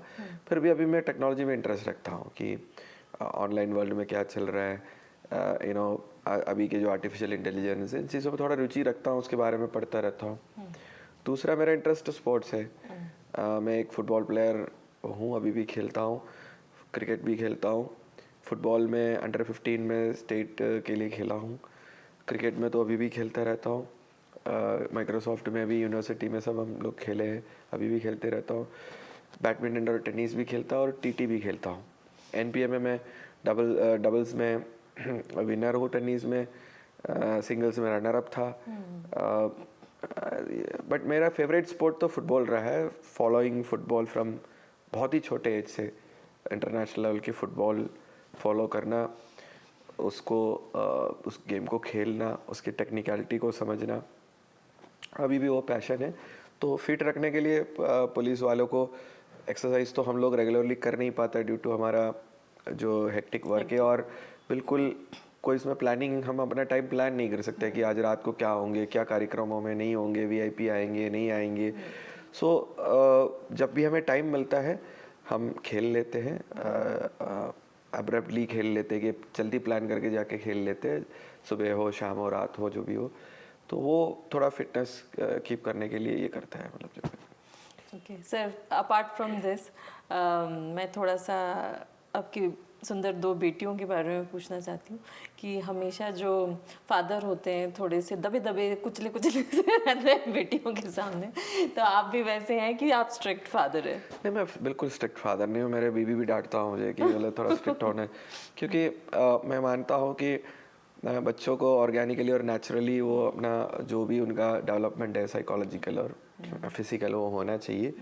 हाँ, बट ज़रूर मैं कुछ प्रिंसिपलों पे बिलीव करता हूँ कि मैं हमेशा मानता हूँ कि बच्चों को खुद अपने पैरों पे खड़ा होना चाहिए। ये हमारे भारत में एक चीज़ प्रॉब्लम है कि बाप कमाता है बच्चे के लिए, वो भी अपने बच्चे के लिए कमाता है, खुद जीता नहीं है। अब बाहर के देखोगे ना, they will earn, they will spend it. वो फ्राइडे सैटरडे इवनिंग को जाके वो स्पेंड कर देते हैं, या क्रिसमस में 12th मंथ में जाके वो पूरा हैलोवीन या क्रिसमस में पूरा वो स्पेंड कर देते हैं। They don't have a concept like कि मुझे सेव करना है, मेरे बच्चे के लिए देना है। मुझे कहीं ना कहीं लगता है कि बहुत सेव करके देना ही हमारे समाज में प्रॉब्लम है, क्योंकि बच्चे को लगता है कि मेरे बाप कमा के दे रहे हैं करके। तो मैं 1 रुपया डाउरी नहीं लिया हूँ। मैं अपने पिताजी से भी बहुत कम, मतलब जब तक पढ़ाई किया तब लिया, उसके बाद मैं मानता हूँ कि पिताजी से बहुत ज़्यादा जल्दी से लेना नहीं चाहिए करके, मतलब जो है। तो ये मैं अपने बच्चों को बताता हूँ कि तुम लोग ये समय सोचना है कि तुम लोगों को कुछ मिलेगा, तो you should be prepared, you should be, I don't want them to, मतलब मैं उनके ऊपर कोई प्रेशर नहीं डालता कि तुम ऑफिसर बनो, ऑल इंडिया सर्विस के ऑफिसर बनो, या ये बनो वो बनो। Let them be whatever they want, but I want them to be bold, कि वो खुद की अगर कोई भी ना हो अपनी ज़िंदगी वो ठीक से जी पाए। और I want them to be honest. I believe in integrity than rather, honesty और इंटेग्रिटी में एक डिफरेंस। इंटेग्रिटी मतलब यू शुड हैव, आप जो भी कर रहे हैं सही करना चाहिए, ठीक है। कभी कभी हमें झूठ बोलना पड़ता है, बट उसका इंटेंशन होगा कोई अच्छा, बड़ा अच्छाई के लिए। But you should be having high grade of integrity अपने लाइफ में। जो भी अपना दिल का सुनो, आपको आपका दिल जो कहता है, जो बनना है वो बनो, जो करना है करो, अच्छे रहो, सबके बारे में अच्छा सोचो। ये मैं इतना बच्चों के ऊपर ये डालना चाहता हूँ। बट मेरा एक 9 साल की बच्ची है दिया, और दूसरी जो है 4 साल की है, एंड दोनों बहुत समझदार है, बहुत इंटेलिजेंट है दोनों। जो जो उनको करना है वो करते हैं, मतलब जो है। And that's what my expectation. बहुत ज़्यादा ये नहीं कि मैं उनको स्ट्रिक्टली ये बना दूंगा, ऐसा कुछ नहीं है, मतलब जो, क्योंकि कोई भी बनाए हुई चीज़ है ना, उसमें और नेचुरली बने हुए, जैसे मैं मानता हूँ कि मैंने after 12th I was always outside my home. मैं हॉस्टल में रह के पढ़ाई किया, मैं जॉब करने के लिए Bangalore, Hyderabad, all over the world, तो मेरे साथ कोई नहीं था, मेरे माँ बाप साथ में रहे, सारी चीज़ें। तो जो खुद जो बनता है ना, लोहा जो खुद गर्म होके जो बनता है, तो उसकी मजबूती अलग ही होगा। और जो आप किसी ने बना के दे दिया हो तो उसका अलग ही होगा। तो वॉट एवर दे डू, कुछ भी बने वो, I want doctor, lawyer, teacher, artist, I want them to be self made. तो उस हिसाब से मैं उनको मोटिवेट करते रहता हूँ। जितना टाइम मिलता है उतना टाइम हम लोग दे नहीं पा रहे हैं। That is the only fault is this job की पर्सनल लाइफ में बहुत सारी चीज़ें सैक्रिफाइस करना पड़ता है। एंड अभी तो हमें आदत आ गया, अभी भी हम लोग को गिल्ट फील भी नहीं होता है कि वो आदत में आ गया। फैमिली को भी, आपको जैसे आपको पता ही होगा, फैमिली को भी आदत में आ जाता है वो। But we should give more time, मतलब जानबूझ के, आई एम थोड़ा लेजी भी हो, I know that I should give more time to my children, तो वो है। But they are happy, I am happy, that's it. Very nice sir. जाते जाते एस्पायरिंग कैंडिडेट्स के लिए और जो प्रोबेशनर्स हैं आईपीएस, उनको आप क्या मैसेज देना चाहेंगे? देखिए, हर आदमी अलग होता है। जैसे कोई प्रिपरेशन करता है, बहुत सारे लोग आके पूछते हैं कि आप बताओ कैसे प्रिपेयर करना है, कौन सा बुक आप पढ़ रहे हो। हर आदमी अलग होता है। अगर एक ही बुक पढ़ने से सब यूपीएससी क्लियर हो जाते तो वो एक ही बुक होता, बाकी बुक आते ही नहीं है। तो मेरे लिए वो बुक सही होगा, आपके लिए वो दूसरा बुक सही होगा, क्योंकि वो एक मैचिंग होना चाहिए। बुक हो, क्लास हो, सब्जेक्ट हो, जो भी हो। तो बहुत लोग आके पूछते हैं कि आपने जैसे बताया बताओ हम भी बन जाएंगे। अगर ऐसा होता तो बहुत ईजी था। आपको खुद ढूंढना पड़ता है। जैसे मैंने जब यूपीएससी की तैयारी किया, मैंने 4-5 बुक्स हर सब्जेक्ट के लिए ले लिया, खुद देख लिया। मुझे जो कंफर्टेबल लग रहा था, कि मुझे नॉट बिकॉज कि पिछले साल के फर्स्ट रैंकर ने ये पढ़ लिया, मुझे जो कंफर्टेबल लग रहा था मैं वो ले लिया।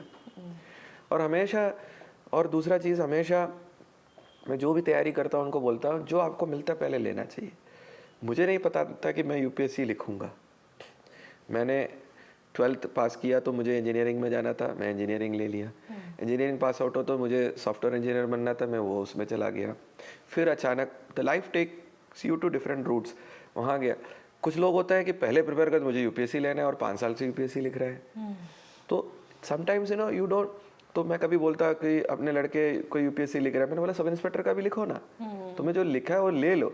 और जब कोई मिलता है then you should work also. You should be committed also. मैंने यूपीएससी की तरह तैयारी मेरे जॉब के साथ में किया है, पार्ट टाइम पढ़ा है मैंने, सैटरडे संडे पढ़ा है मैंने। कभी मेरे वर्क, मुझे वो कंपनी अच्छे पे कर रहा था, I was very happy with Microsoft. I never did anything, मतलब anything which will affect my job in Microsoft. ये भी ध्यान रखना चाहिए। तो कभी कभी क्या है, मुझे लगता है कि मैंने पढ़ाई बहुत कम की है यूपीएससी में, मेरे फर्स्ट चांस में मुझे मिल गया था और बहुत कम पढ़ाई किया। आई ऑलवेज बिलीव मुझे मिल गया वो बिकॉज कि मैंने हमेशा अपने दिल से सच्चा रहा है कि मतलब वो जो मैं कंपनी में काम कर रहा हूँ उनका वर्क कभी अफेक्ट नहीं करने दिया। अभी मैं देखता हूँ हमारे विभाग में कुछ बच्चे जो है सब इंस्पेक्टर है पर जॉब में आते नहीं, डीएसपी की तैयारी कर रहे हैं, यूपीएससी की तैयारी।